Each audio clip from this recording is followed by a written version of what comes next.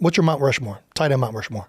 Who are the best tight ends in your mind in the NFL history? I would take Trav, Gronk,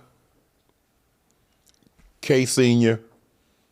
I don't think this guy gets enough love, but I'm gonna give him his flowers. He came in a little after me, Antonio Gates. Okay. Gates kind of remind me of myself because he did a lot of change in speed. Yeah. I mean, it was like slow and slower, but it was changing of speed. But purposeful movement. Yeah, but I've goes never back to it. Why do you think he hasn't gotten the same amount of credit as those other guys? Because you look at the stats. That speak, Tony. You know what I mean? I was like, bro, how could you score like this? Phillip was just tossing it up to him. Yeah, but I couldn't. Man, look, He was just. I mean, I had like big games. Like I'd have like 180, 200, 170-yard games.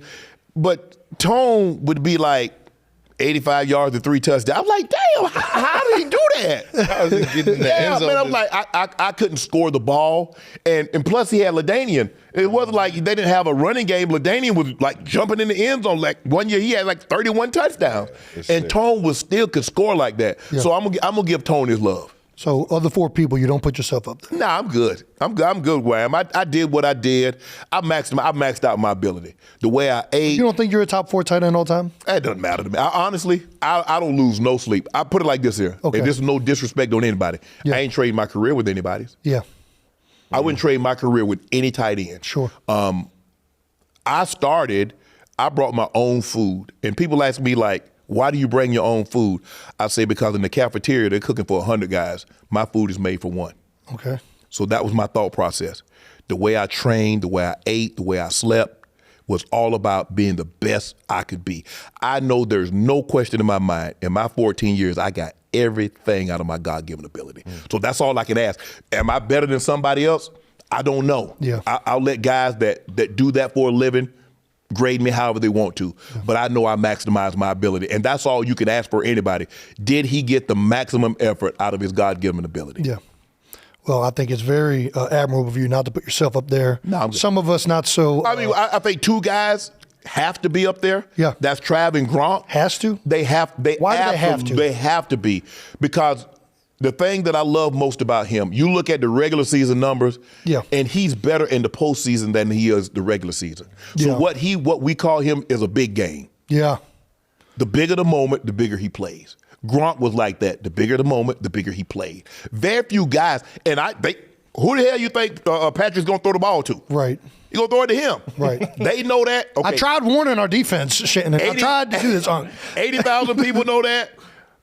Patrick Mahomes know that. He knows they're throwing the ball, and the defense knows he's going to get the ball. Yeah. And somehow he still finds a way to come down with the football. Gronk was the same way. I would have loved to see Gronk had he able to stay healthy. Right. His numbers. When he had because he might have had a chance to get Gates too. Oh my gosh. Yeah. But the injuries, I mean, because he's so big, the only way you could tackle him was to chop him. And so now the knee ligament, the ankle problems, he had so many injuries that probably shortened his career. Yeah. And that's what I think when it's all said and done. When it's all said and done, I don't know how you make an argument that says Trav isn't the greatest tight end. How do you formulate an argument that says he's not the greatest? Well, you did say earlier this year that if he gets a second ring, he is the greatest. Yeah.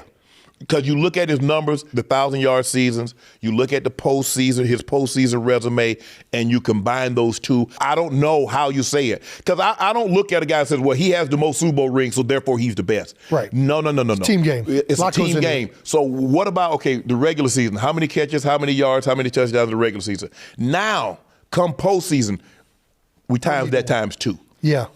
You never come out of a playoff game where you watch Kansas City and you say, man, the Trav didn't have it today. he give you that work every single game. Yeah. I can tell you one. I got knocked the fuck out against Tennessee, and I did not show up that second half. You didn't have an option. No, I don't remember that. That's the thing. I was concussed, Unc. Yeah, hey, it happens. It happens.